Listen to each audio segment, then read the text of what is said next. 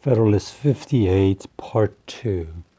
We're going to start with paragraph 5. The reason I've got it on this map is just to show you the difference in size of a state like Rhode Island and New York.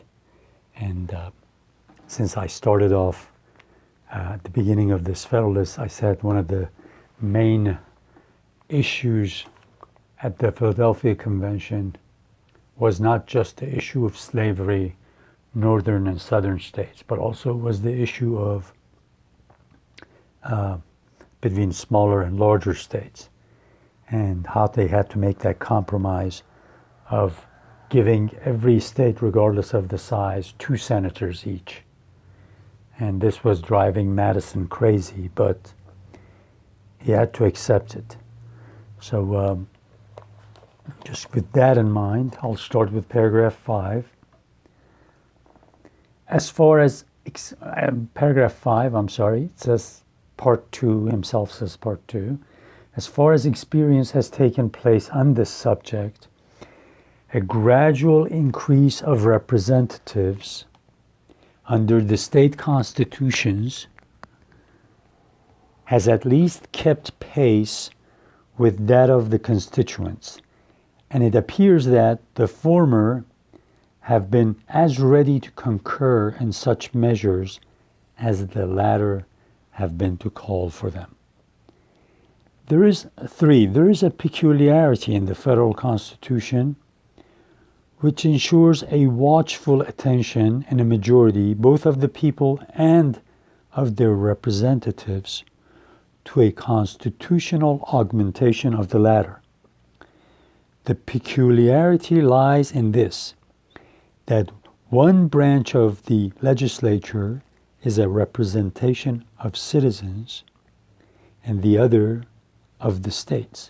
Okay, when he uses the word peculiarity here, it doesn't mean the sense we use it today. He's kind of almost saying one unique feature, one special feature of this Constitution is that in the House of Representatives, because it's the representation is proportional to population of states, it represents the people. But since states get equal representation, the Senate represents the states. This is kind of that compound republic that he was talking about earlier. One aspect of it anyways. In the former, which means the House of Representatives, consequently, the larger states will have most weight. In the latter, the advantage will be in favor of the smaller states. From this circumstance, it may with certainty be inferred that the larger states will be strenuous advocates of increasing the number and weight of that part of the legislature in which their influence predominates. And it so happens that 4 only of the largest states will have a majority of the whole votes in the House of Representatives. Now this is in 1787, 88, 89, because the 4 states of Massachusetts, New York, Virginia, Pennsylvania, or one of the Carolinas, just depending on which one you look, their population was such that those 4 states will have more representatives in the House of Representatives than the remaining 9 states. And it so happens that 4 only of the largest will have a majority of the whole votes in the House of Representatives. Should the representatives or people, therefore, of the smaller states oppose at any time a reasonable addition of members, a coalition of a very few states will be sufficient to overrule the opposition. A coalition which, notwithstanding the rivalship and local prejudices which might prevent it on ordinary occasions, would not fail to take place when not merely prompted by common interest, but justified by equity and the principles of the Constitution.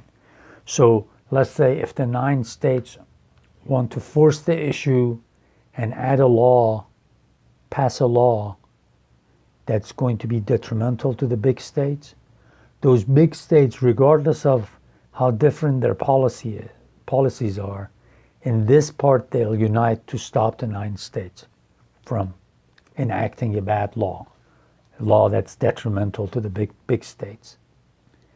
It may be alleged, perhaps, that the Senate would be prompted by like motives to an adverse coalition, and as their concurrence would be indispensable, the just and constitutional views of the other branch might be defeated. This is the difficulty which has probably created the most serious apprehensions in the jealous friends of a numerous representation.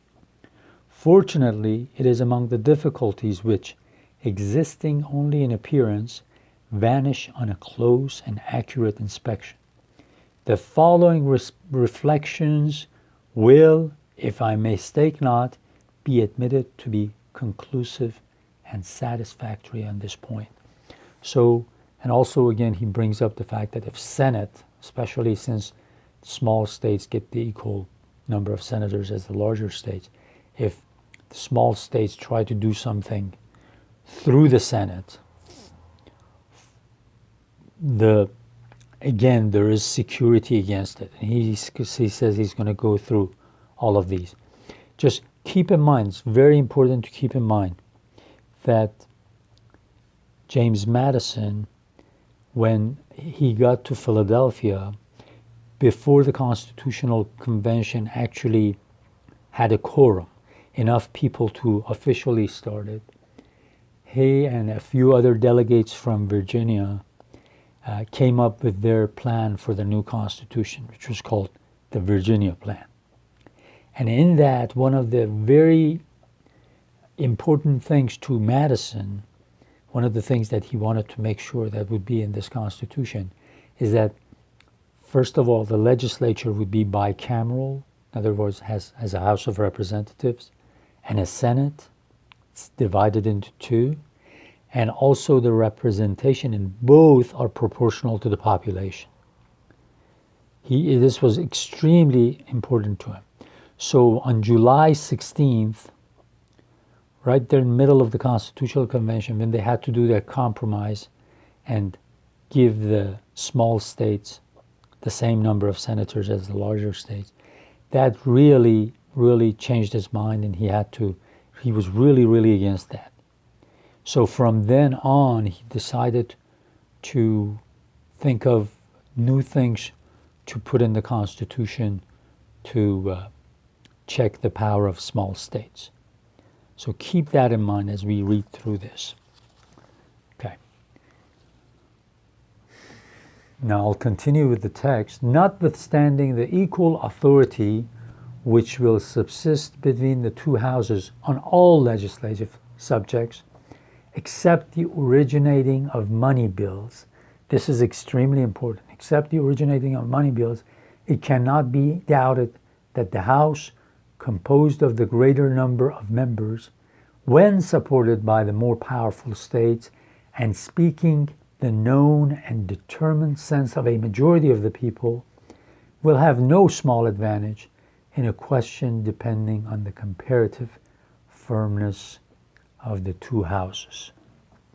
So when he says the House, anything that has to do with money bills has to first come out of the House of Representatives, he says this is one strength that the House has that will give it so much power that small states, even though they've got enough equal number of senators in the Senate, equal number with the large states, but the fact that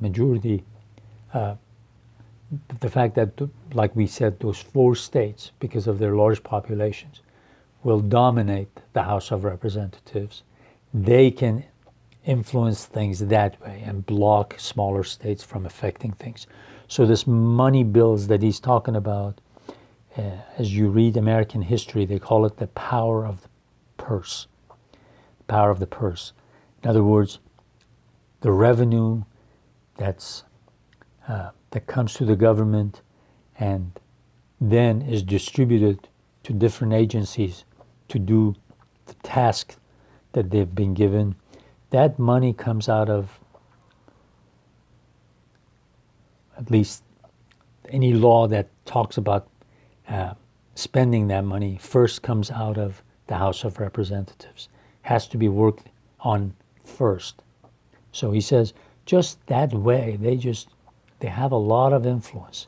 And because 4 large states can dominate the House, or at least have the majority, then if smaller states do something that they think it's not good, they can block it. Simple and easy.